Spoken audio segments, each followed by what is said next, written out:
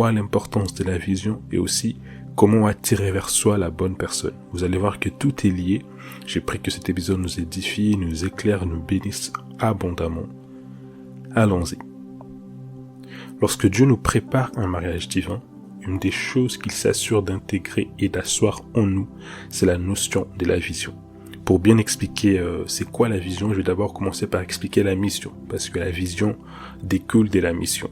La mission, ça représente simplement le but ou encore la raison d'être, la raison d'exister d'une chose. Alors que la vision, c'est la manière dont on s'y voit accomplir ou encore exécuter cette mission-là.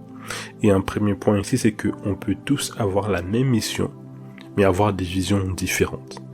De manière concrète, en tant que chrétiens, nous avons tous la même mission qui consiste à aller et à faire de toutes les nations des disciples. Mais nous n'avons pas tous la même vision, parce que dans la manière d'exécuter, dans la mission, dans la manière d'aller et de faire de toutes les nations des disciples, elle va être diversifiée en fonction des dons et des talents que Dieu aura mis en nous. Pour certaines personnes, ils vont accomplir et exécuter la mission d'aller et de faire de toutes les nations des disciples par l'enseignement, en étant dans un des 5 ministères de la parole, donc en étant soit pasteur, soit apôtre, soit évangéliste, soit prophète.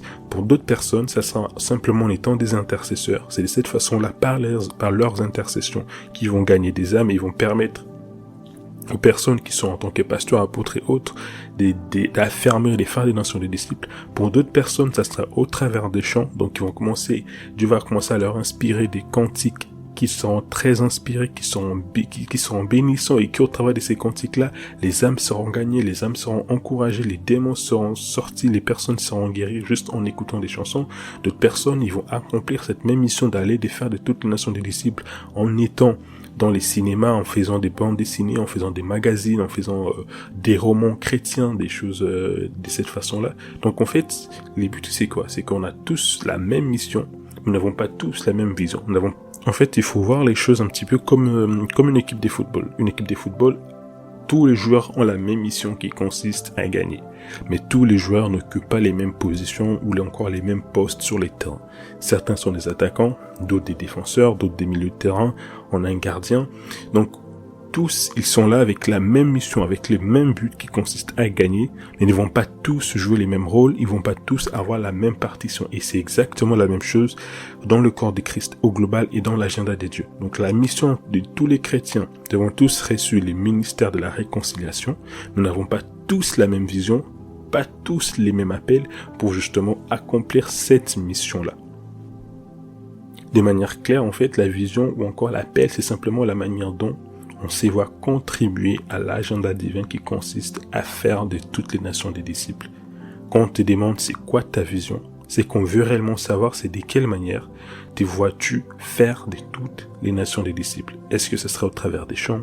Est-ce que ça sera au travers de la prédication? Est-ce que ça sera en étant dans un des 5 ministères? Est-ce que ça sera en finançant l'œuvre de l'évangile? Est-ce que ça sera en étant un intercesseur? Est-ce que ça sera en étant un soutien? Donc il y a énormément des moyens par lesquels on arrive à faire de toutes les nations des disciples. Donc il y a divers appels, diverses visions qui tous contribuent à la même mission. Donc quand Dieu te prépare au mariage, premièrement tu vas intégrer le fait que le but du mariage, c'est pour unir 2 personnes qui ensemble vont travailler à l'accomplissement et à la manifestation des projets de Dieu sur la terre. Une fois que tu intègres cette vérité-là, tu dois maintenant être capable de déterminer de quelle manière toi tu vas accomplir cette mission. C'est là qu'on parle des visions. Quelle est ta vision? Donc, je te dis, ok, je sais que, en tant qu'homme, en tant que femme, quand je vais me marier, la raison pour laquelle Dieu veut que je puisse me marier, c'est pour que je puisse m'unir avec une personne et ensemble avec cette personne-là, nous puissions faire avancer le royaume de Dieu. Mais je dois maintenant être capable de déterminer quelle est ma vision, de quelle manière moi je me vois faire avancer l'œuvre de Dieu. Est-ce que en moi j'ai un appel pour un des 5 ministères? Est-ce que moi j'ai plutôt un appel pour être quelqu'un qui va beaucoup plus être dans l'intercession? Est-ce que moi j'ai plutôt un appel pour être plutôt quelqu'un qui va être dans la finance, qui va justement par les finances faire avancer le royaume de Dieu, permettre aux pasteurs, aux évangélistes et autres d'aller et de faire de toutes les nations des disciples? Est-ce que ça sera plutôt par le chant? Et en fait, la raison pour laquelle on parle des visions, c'est que généralement, c'est quelque chose, quand Dieu met cet appel-là dans nos cœurs, ça se transforme en vision, dans le sens où ça se transforme en quelque chose qu'on voit, en quelque chose qu'on visionne. On se voit faire ou on se voit être quelque chose. C'est la raison pour laquelle on parle des visions. Dans Ephésiens 2:10, la Bible dit que nous sommes son ouvrage, qu'il a créé en Jésus-Christ pour des bonnes œuvres qu'il a préparées d'avance pour nous, afin que nous les pratiquions.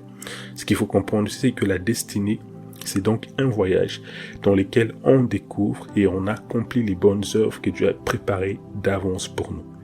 Concrètement, tout ce que nous sommes censés accomplir, notre destinée, notre appel, les fruits que nous sommes censés manifester sont déjà écrits. Donc, dans l'éternité, Dieu sait déjà concrètement qu'est-ce qu'on est censé faire sur la terre, qu'est-ce qu'on est censé accomplir. Est-ce qu'on est appelé à bâtir des églises? Est-ce qu'on est appelé à gagner 10 000 âmes? Est-ce qu'on est appelé à sortir 10 albums? Est-ce qu'on est appelé à faire 6? En fait, toutes ces choses-là, tout ce qu'on doit faire, c'est déjà écrit.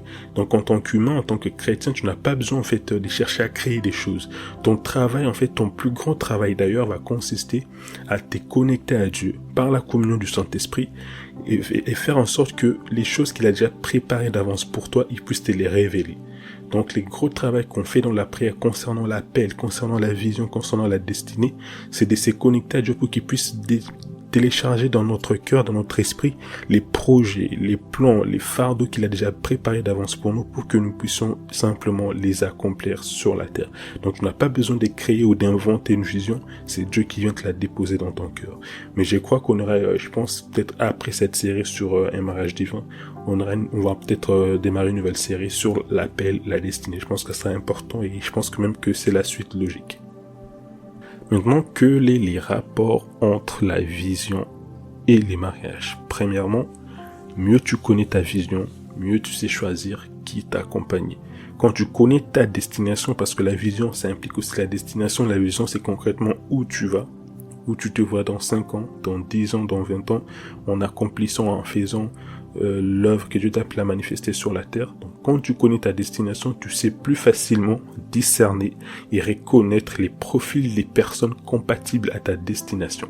C'est pour ça qu'il ne suffit pas simplement d'épouser un chrétien ou même une chrétienne, parce qu'en tant que chrétien, nous avons certes la même mission, nous avons des visions ou encore des appels différents.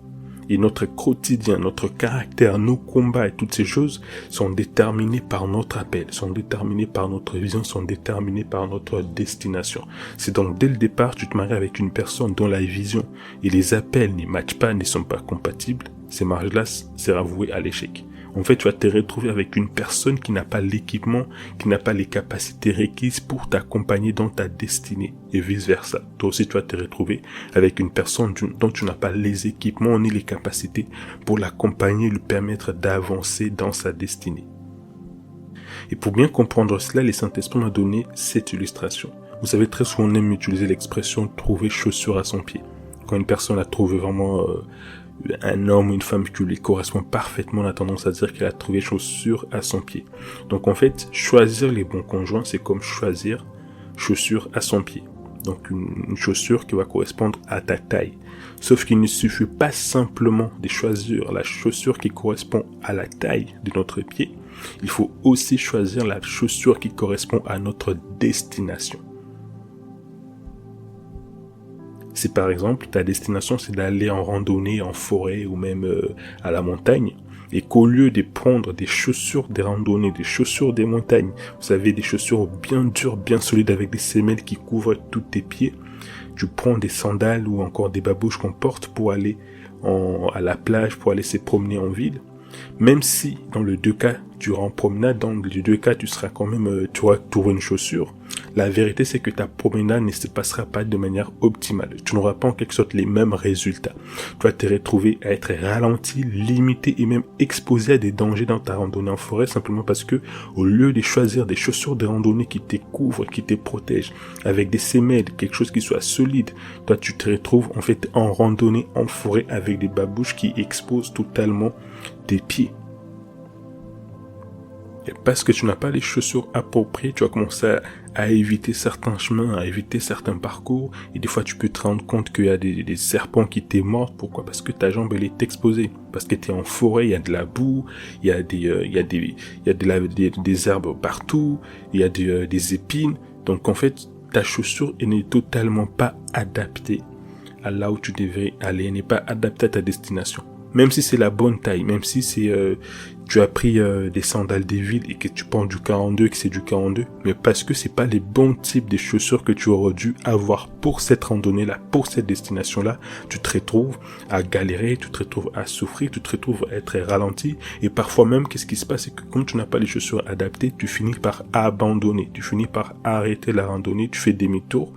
Sauf que dans la vie et dans la destinée, ce n'est pas comme ça. C'est comme ça qu'on a très souvent l'habitude de dire que si tu ne choisis pas la bonne personne, si tu épouses la mauvaise personne, cette personne-là, elle peut détruire ta destinée. C'est exactement la même chose. Si tu ne prends pas la bonne chaussure, même si cette chaussure, elle correspond à ta taille, ce qui va se passer, c'est que tu as beaucoup de chances que au milieu de la route, tu puisses abandonner parce que tu vas te rendre compte que tu peux plus aller plus loin. Tu peux plus marcher sur l'eau. Tu peux plus, en fait, mettre tes pieds dans certains endroits parce que tu auras peur, parce que tu es exposé, parce que tu n'as juste pas eu la bonne chaussure.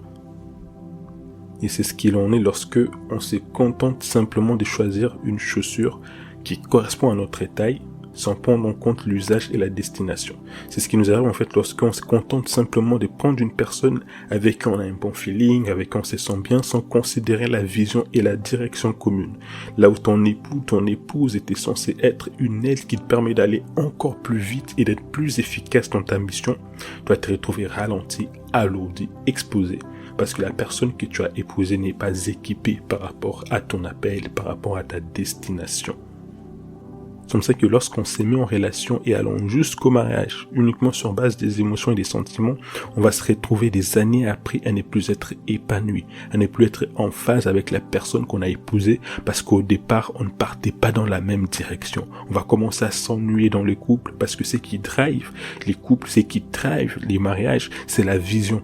Sans vision, la Bible dit que les peuples vivent dans les désordres. Sans vision, les couples vivent au jour les jours. On a l'impression d'être inutile. On a l'impression d'être juste là pour accompagner les autres. On ne s'épanouit pas. En fait, l'épanouissement individuel et collectif dans les mariages réside dans le fait que chaque personne accomplisse pleinement la mission que Dieu lui a attribuée. Vous connaissez peut-être la pyramide de Maslow. Elle décrit les besoins d'accomplissement comme étant au sommet de la pyramide, comme étant l'un des besoin que tout être humain a, comme étant au summum. Donc ça veut dire qu'en chacun de nous, nous avons besoin de nous sentir utile, de nous sentir épanoui. Sauf que cet épanouissement-là ne vient que lorsqu'on a identifié et lorsqu'on est en train d'accomplir les buts pour lesquels Dieu nous a créés. C'est comme ça qu'on a des couples en fait qui ne vont rester ensemble que pour les enfants, car leur seule vision commune était de faire des enfants. À part ça, ils n'avaient aucune direction. Ces deux personnes qui n'étaient pas censées être ensemble. Vous allez voir qu'une fois que les enfants ont grandi, une fois qu'ils ont eu ces enfants-là, soit ils vont divorcer, soit ils vont rester ensemble, mais ça sera comme des colocataires qui n'ont plus rien en commun. Parce qu'en fait, un couple sans vision est un couple qui est condamné à échouer. S'il n'y a que les émotions, s'il n'y a que les sentiments qui vous lient, sachez que ce ne sont que des choses éphémères. Ça va, ça vient. Par contre, la frustration de ne pas avancer, de ne pas être utile, de ne pas avoir de direction finit toujours par créer une cassure. Parce que la frustration et les sentiments d'être là sur la terre pour rien, tu dors, tu te réveilles, les jours se ressemblent, il y a rien d'excitant qui t'arrive, tu n'as rien à raconter aux autres. En fait, cette frustration-là, elle est capable de créer des cassures. C'est ce qui plonge les gens dans la frustration, c'est ce qui plonge les gens dans la dépression et c'est ce qui parfois amène les gens à se suicider parce qu'ils se disent je n'ai plus rien, pourquoi même j'existe, pourquoi je suis là, et puis ils sautent la vie. Beaucoup de personnes en général, lorsqu'on regarde les cas des suicides, on se rend compte que ça arrive souvent en lien avec les cadres professionnels. Des fois c'est des personnes qui perdent leur emploi parce qu'ils ont perdu leur emploi et que cet emploi-là pourrait représenter un petit peu leur raison de vivre. Ils se disent, mais en fait, j'ai perdu mon travail, je ne sers plus à rien, et ils meurent. Sauf que mon frère, ma soeur, Dieu nous a pas créés pour métro, boulot, dodo. Dieu nous a pas créés pour un travail. Dieu nous a créés pour un but, pour une mission, pour une destinée spécifique, attachée à chacun de nous. Et c'est dans ça, c'est en travaillant, c'est en accomplissant cela que nous allons trouver notre épanouissement. Et la deuxième importance de la vision, en dehors du fait que ça te permet de mieux choisir la personne qui doit t'accompagner dans ta destination, c'est que la vision te permet de te construire et de te bâtir. Vous savez, la différence entre un rêveur et un visionnaire, c'est que les rêveurs se contentent d'imaginer et de se projeter. Les visionnaires, lui, il crée un plan d'action pour amener à manifestation sa vision. Il transforme sa vision en étapes et d'étape en étape, il l'amène en manifestation. Et en fait, il ne suffit pas juste d'avoir une vision. C'est le point de départ. Mais la raison pour laquelle Dieu te demande, il te donne une vision, c'est pour que tu fasses un plan d'action avec le Saint-Esprit pour que tu saches où aller. C'est la raison pour laquelle il te donne une vision, c'est pour que tu puisses te discipliner et que tu puisses mettre tout en place pour réaliser ta vision. Tu as dans le cœur la vision de servir Dieu dans le ministère. Tu ressens peut-être en toi les fardeaux de peut-être une femme qui va être là, qui va accompagner un homme de Dieu, qui va être là à ses côtés pour prier, pour intercéder, pour l'assister. C'est très bien. Tu ressens en toi peut-être l'appel d'être quelqu'un qui va financer le royaume. C'est très très bien aussi. Mais la raison pour laquelle Dieu te met toutes ces choses-là à cœur, c'est pour que tu puisses découvrir quels sont les prérequis, quelles sont les compétences exigées, quelles sont les qualités, quel est le style de vie adéquat, quelle est la discipline que tu dois mettre en place dans ta vie pour t'amener à accomplir cette vision-là, pour faire en sorte que ce qui est aujourd'hui une vision devienne réalité et ne reste pas juste un rêve. Et la troisième importance de la vision, c'est que c'est en travaillant à la réalisation de la vision que tu rencontreras la personne que Dieu a destinée pour toi. Si Dieu, en ta période de célibat, il est en train d'établir en toi la notion de la vision, c'est parce que c'est quand tu as travaillé à la réalisation de la vision, à la manifestation de ton appel, que tu vas découvrir, que tu vas rencontrer la personne que Dieu a destinée pour toi. Quand on prend l'exemple d'Adam, par exemple, c'est quand il était en train d'accomplir sa mission, il s'occupait du jardin, il nommait les animaux, c'est là qu'il a rencontré Ève. Quand on prend l'exemple de Rebecca que je mentionne dans l'épisode précédent, je crois il y a 2 épisodes, c'est quand elle était en train de servir ses parents, elle travaillait simplement, elle faisait sa vie, elle travaillait à l'accomplissement de la mission, des tâches qu'on avait assignées en ce moment-là, c'est là qu'elle a rencontré, elle a pu avoir son mariage avec Isaac. En fait, il y a 2 exigences, et c'est là que je vais vraiment rentrer dans mon message. Il y a 2 exigences pour rencontrer ou même attirer l'homme ou la femme de sa destinée. J'espère que vous êtes avec moi parce que là, on va vraiment entrer dans les vifs du sujet. Donc, la première exigence pour rencontrer l'homme ou la femme de sa destinée, c'est d'être au bon endroit. Normalement, en fait, dans l'ordre, c'est être la bonne personne, ensuite être au bon endroit. Mais je vais inverser. Je vais commencer par être au bon endroit.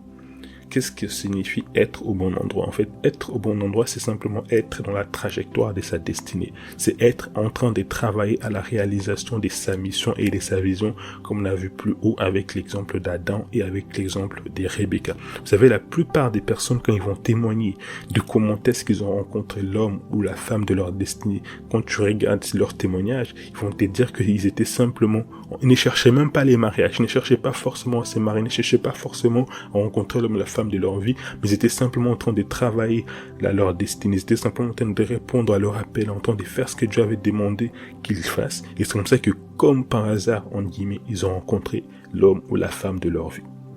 Et ici, j'aimerais soulever un point important. Vous savez, beaucoup de personnes ont comme schéma finir leurs études, trouver un travail et ensuite se marier.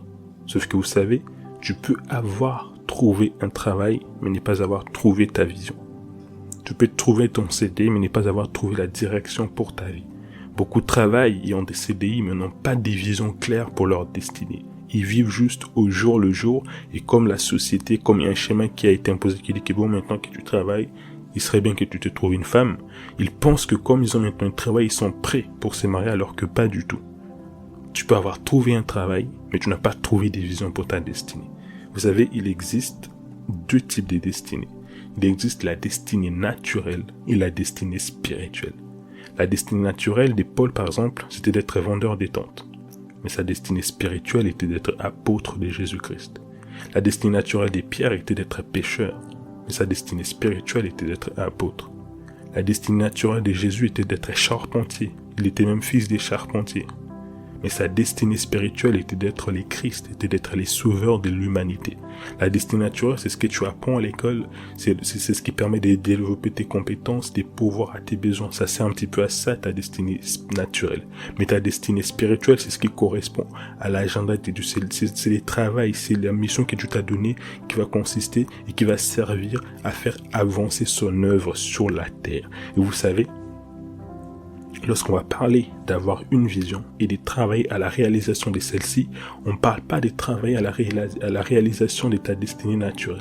Parce que la raison pour laquelle tu as besoin d'une aide ou même d'un aide, ce n'est pas pour accomplir ta destinée de comptable, de docteur, d'infirmière ou je sais pas. Non. La raison pour laquelle tu as besoin d'une aide et la raison pour laquelle Dieu te donne un mariage divin, c'est parce que tu as besoin d'une aide pour accomplir ta destinée spirituelle. Tu as besoin d'une personne qui va t'accompagner dans ta destinée spirituelle. C'est pour ça que avoir un travail, avoir fini les études, ça ne suffit pas. Ça ne veut pas dire que tu as une vision, ça ne veut pas dire que tu es prêt pour les mariages. D'ailleurs, Dieu merci, tu travailles. Dieu merci, tu as trouvé un CDI. Maintenant, tu as fini tes études. Tu es infirmière, tu es banquier, tu es vendeuse, tu es plombier, tu es tout ce que tu veux. Gloire à Dieu pour cela. Mais est-ce que tu connais ta destinée spirituelle? Quelles sont les bonnes œuvres que Dieu t'appelle à accomplir? Est-ce que tu as une idée du fardeau que Dieu a mis dans ton cœur qui va contribuer à la cause de l'évangile et du royaume? Sous les plans naturels, tu sais, tu peux être infirmier, banquier, agent immobilier, marketeur, tout ce que tu veux. Mais dans ta destinée spirituelle, ça sera peut-être d'être pasteur, peut-être que ta destinée spirituelle, c'est d'être berger, peut-être que ta destinée spirituelle va consister à exhorter les jeunes hommes et les jeunes femmes. Peut-être que ta destinée spirituelle, les fardeaux que Dieu veut mettre dans ton cœur, ce sera de mettre en place une association qui va aider les SDF, qui va aider les sans-abri, qui va aider les orphelins. Peut-être que c'est ça, en fait, ta destinée spirituelle. C'est ça que Dieu t'a. C'est la raison pour laquelle Dieu t'a donné ces CDI-là, c'est pour te préparer, c'est pour que tu puisses coffrer, que tu puisses mettre l'argent des côtés pour travailler à la réalisation de la vraie mission, de ton vrai appel réel. Vous savez, quand j'ai préparé ces sujets, quand je pense à la destinée, à la notion de l'appel, à la notion de la vision, au rôle que nous sommes censés jouer l'un et l'autre dans les mariages, je n'ai pas pu m'empêcher de penser à l'exemple des mamans blanches. Parce que c'est l'ex-femme du pasteur Marcelo Tunasi qui nous a précédés. Et quand on regarde son témoignage, quand on voit comment l'homme de Dieu parle de lui, on se rend compte que quand on voit sa destinée en fait, quand on voit son passage sur la terre, il me semble que quand il est décédé, il avait à peine 40 ans, et quand on pense à sa vie, à son passage sur la terre, en fait, on réalise que c'est une personne qui a impacté, qui a accompli les buts pour lesquels Dieu l'avait mis sur la terre. Pourtant, c'était pas une personne qui était publique, c'était pas forcément une personnalité publique. Ce n'était pas forcément une personne qui était ultra connue des réseaux parce qu'elle prêchait, parce qu'elle faisait ci, elle faisait quoi. Pas du tout. Moi, il y a un témoignage qui m'a marqué du pasteur Marcelo et il lui avait demandé quelle est ta vision. En fait, c'est quoi la plus grande chose que tu aimerais faire sur la terre? Il lui a répondu, moi, j'ai pas de vision. Moi, ma seule vision, c'est toi, c'est de t'aider à avancer dans ton ministère. Parce que quand il était plus jeune, Dieu avait mis dans son cœur, en fait, les fardeaux et la vision qu'elle allait épouser un homme de Dieu, que sa mission aurait été en fait de faire que cet homme de Dieu-là devienne une très grande personne, devienne une personne influente, une personne puissante. Et c'était ça son fardeau, c'était ça sa vision.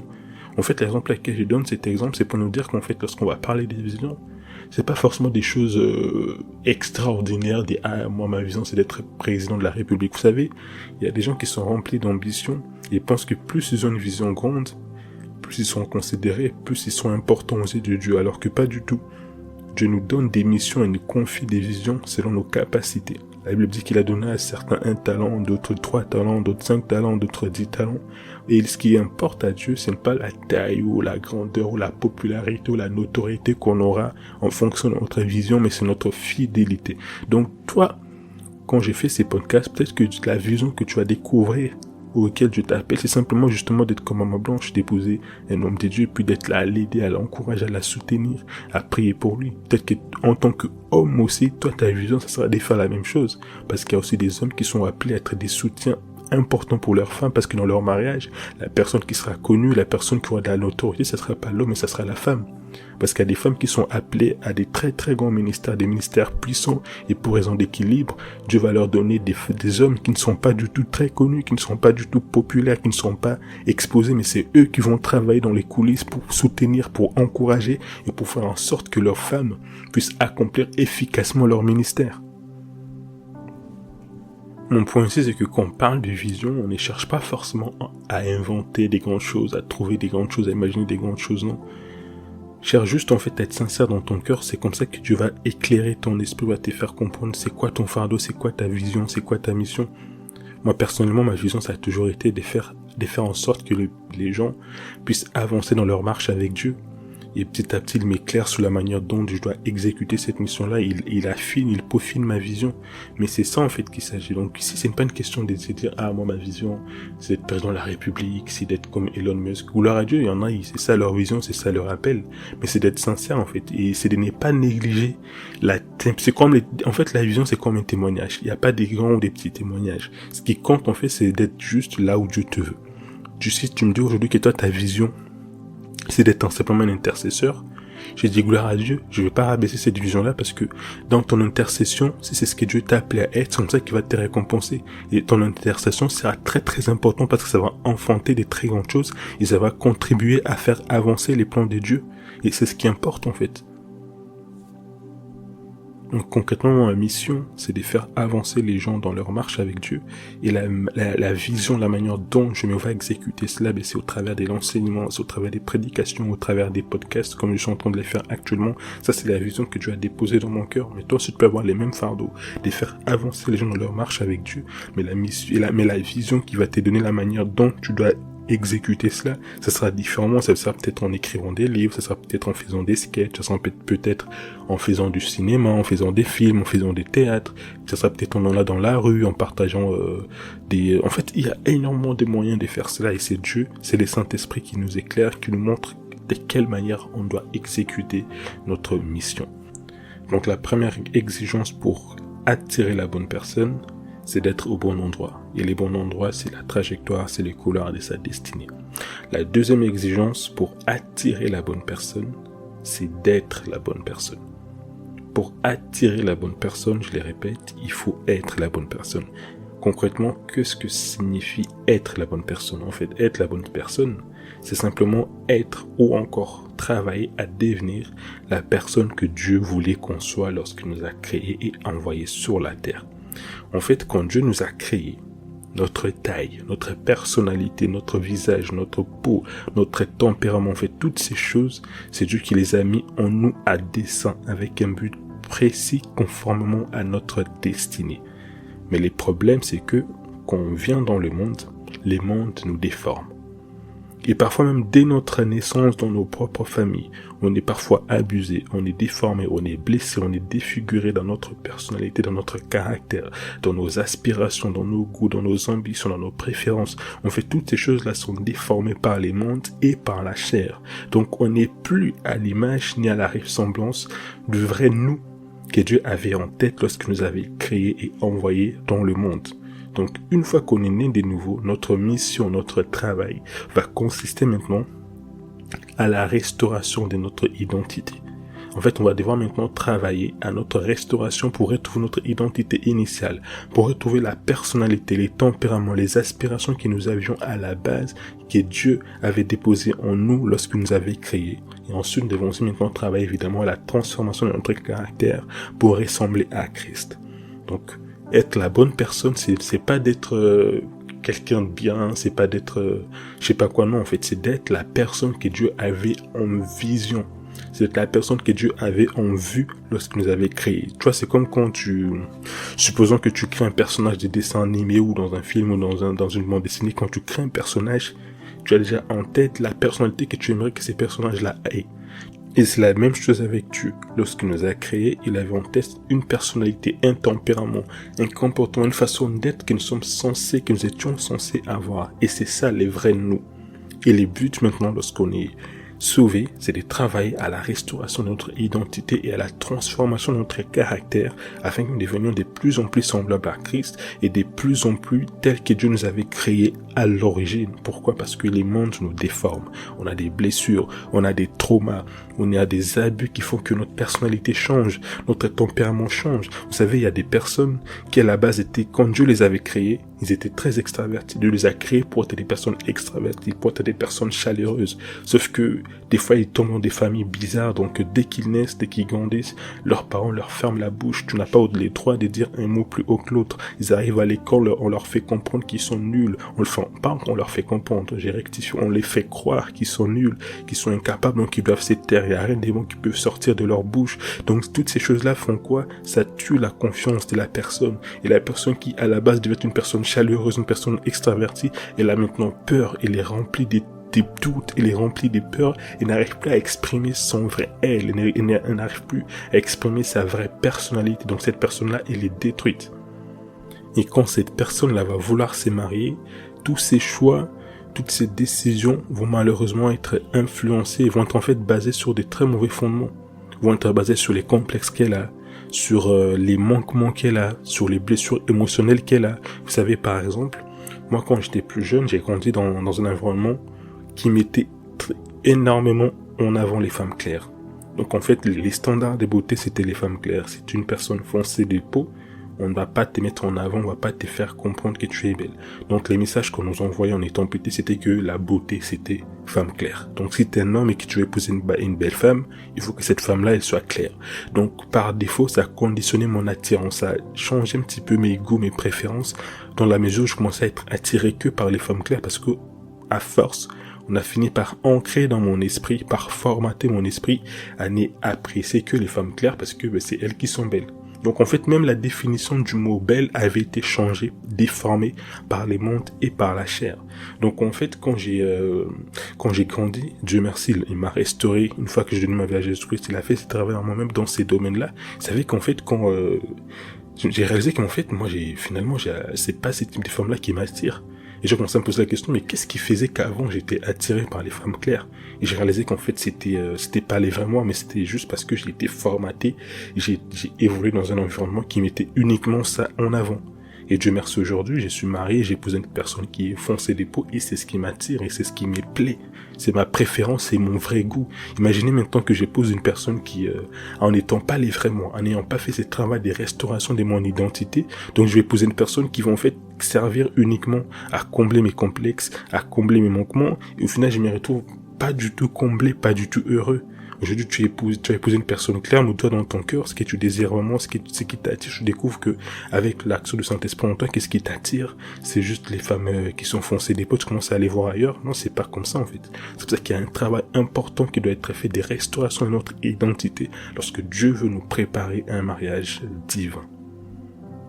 Et je sais pertinemment qu'il y a des personnes ici, la raison pour laquelle vous êtes encore célibataire aujourd'hui, c'est parce que Dieu veut faire ce travail de restauration identitaire en vous.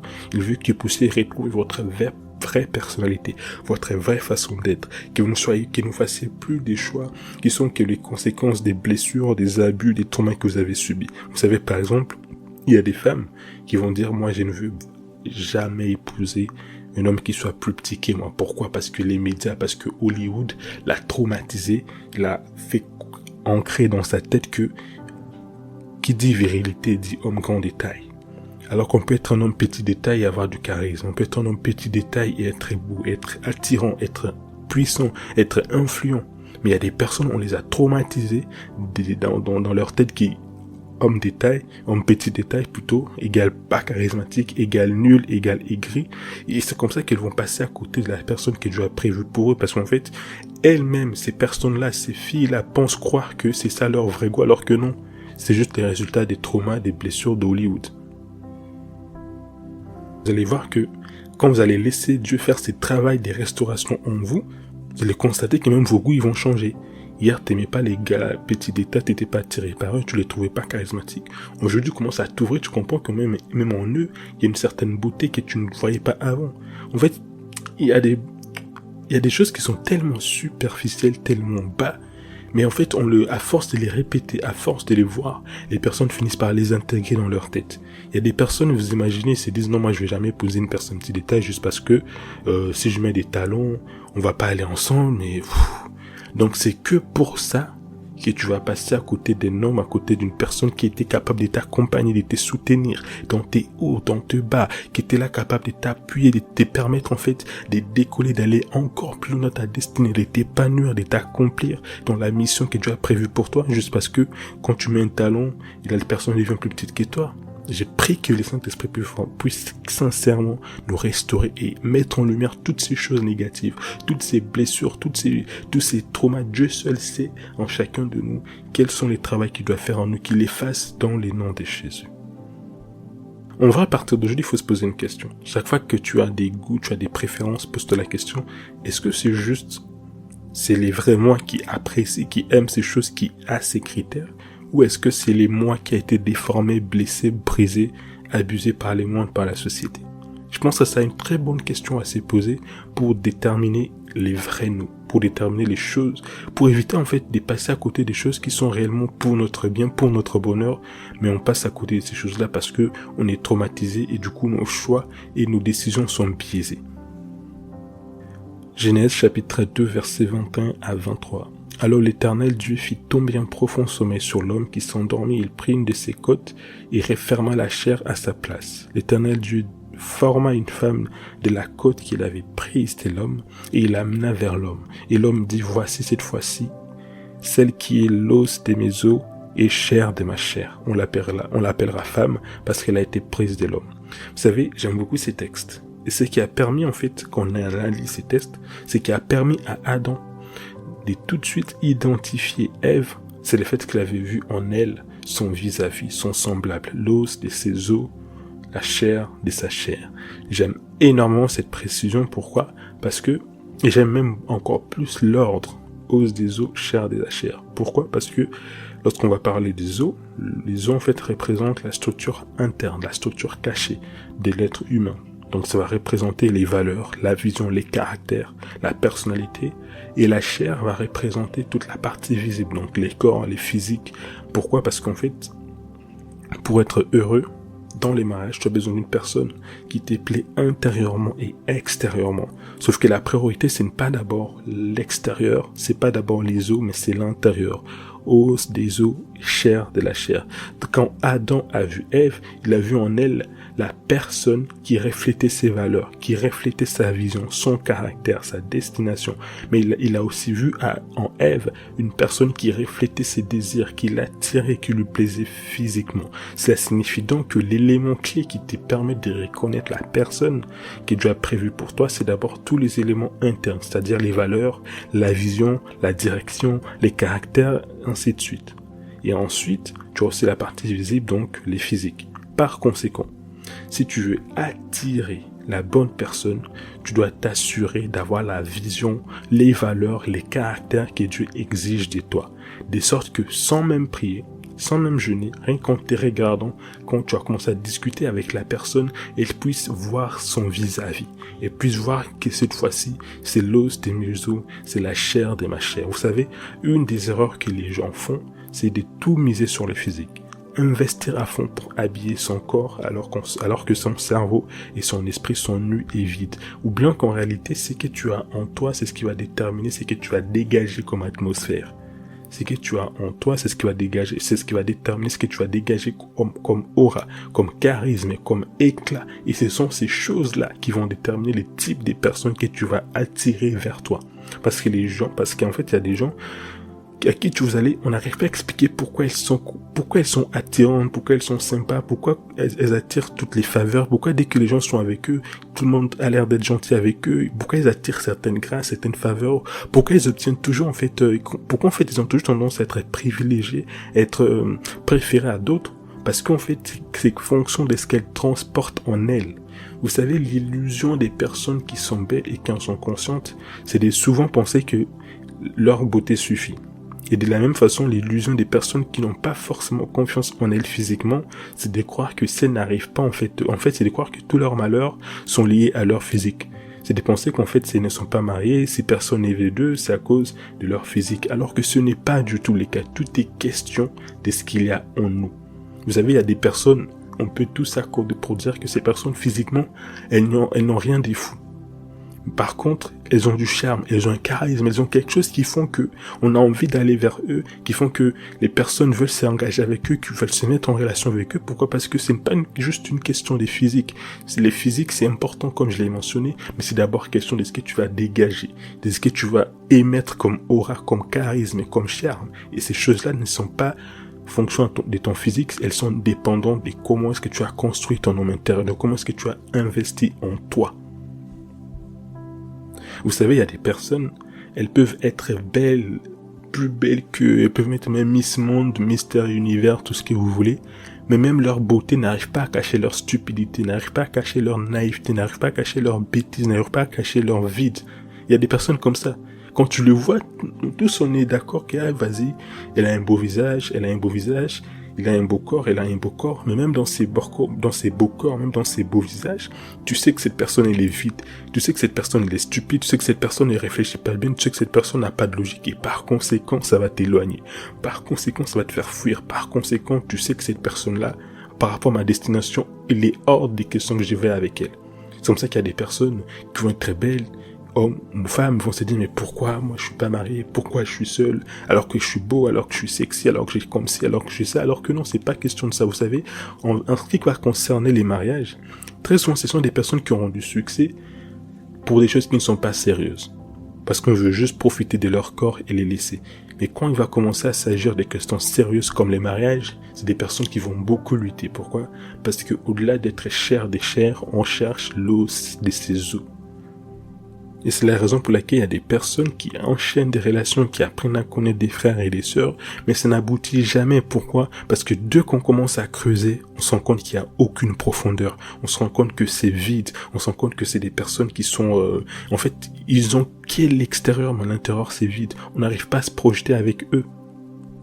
Dans les cas de certains hommes, par exemple, on va voir ta belle carrure, on voit ta barbe, on voit tes muscles, on voit que voilà, tu as un beau travail, tu gagnes bien ta vie, mais quand tu es toujours propre sur toi, mais dès qu'on va discuter avec toi, tu n'as pas de vision, tu n'as pas de direction. Chaque année, des fois, il y en a chaque année, ils recommencent leurs études, ils sont instables, ils ne savent pas ce qu'ils veulent. Quand on regarde leur caractère, lorsqu'on creuse un peu, ils sont possessifs, ils sont vides en eux, ils manquent de confiance, on se rend compte qu'en fait, dès que tu commences à creuser en profondeur, c'est là que toute leur nudité intérieure apparaît.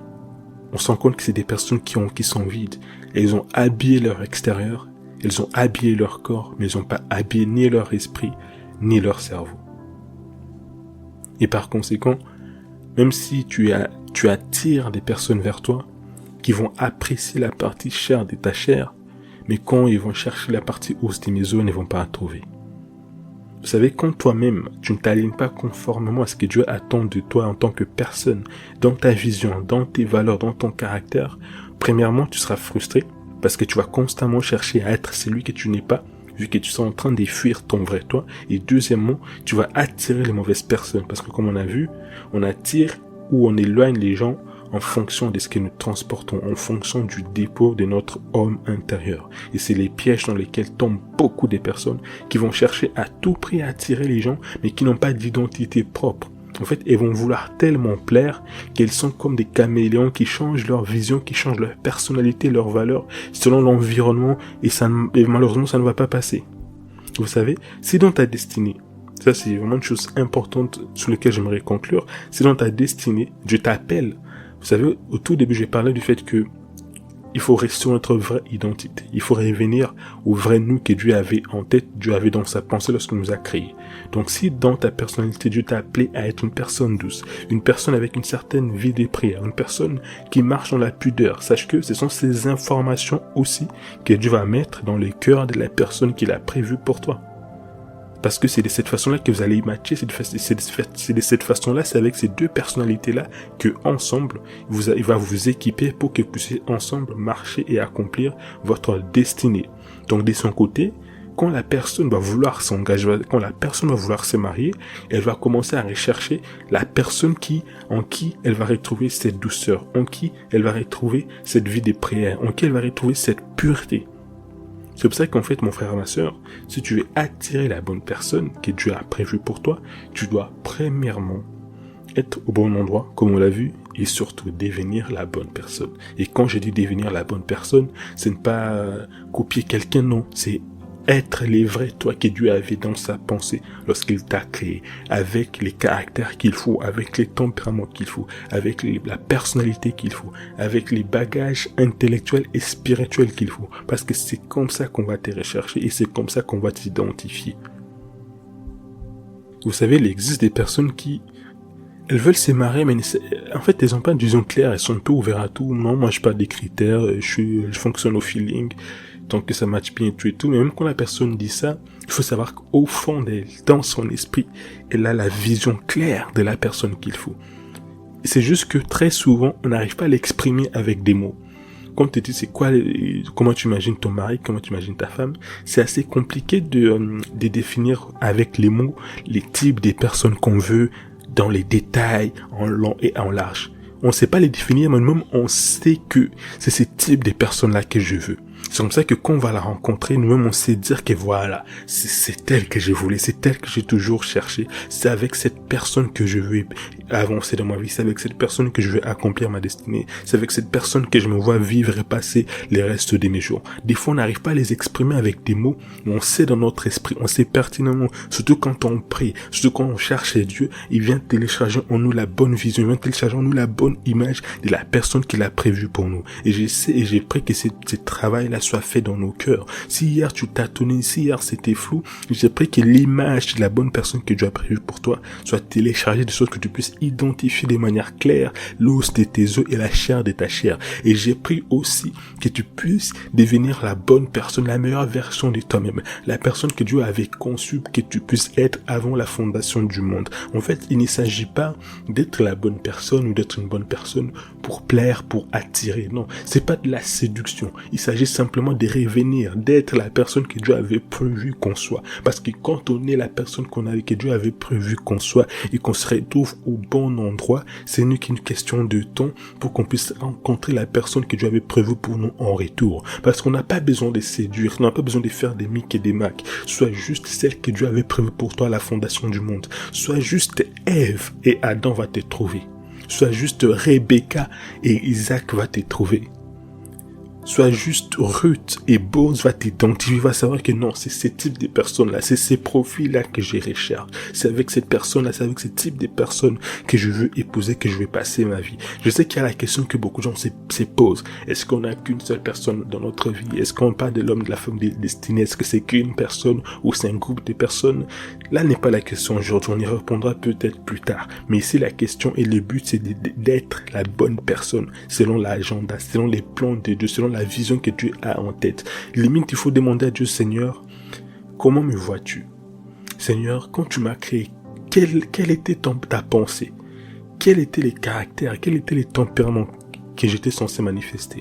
Et très souvent, il va te répondre en termes de caractère. C'est que tu étais censé manifester les caractères de Christ. En fait, lorsqu'on devient chrétien, il n'y a pas à changer de personnalité. Dieu ne veut pas qu'on soit tous pareils, on ne veut pas qu'on soit tous des introvertis ou des extravertis. Non, chacun a sa personnalité, chacun il est comme il est et c'est ce qui fait la diversité, c'est ce qui fait l'unicité de chacun. Donc le but n'est pas que Dieu change ta personnalité, mais le but c'est que Dieu puisse te restaurer, traiter tout ce qu'il doit traiter en toi. Parfois il y a des aspects, il y a des points de ta personnalité qui ont été biaisés, qui ont été influencés à cause des blessures, à cause des amertumes, à cause des abus qui font que tu n'es plus ce que tu étais censé être. Ma prière est que tu puisses devenir cette personne-là, tu puisses être restauré dans ton identité complètement dans les noms de Jésus. J'espère de tout mon cœur que cet épisode vous a édifié, vous a béni. C'était assez long, mais il y avait beaucoup de choses à dire, beaucoup de choses à aborder. Je vous donne la suite au prochain épisode. Que Dieu vous bénisse.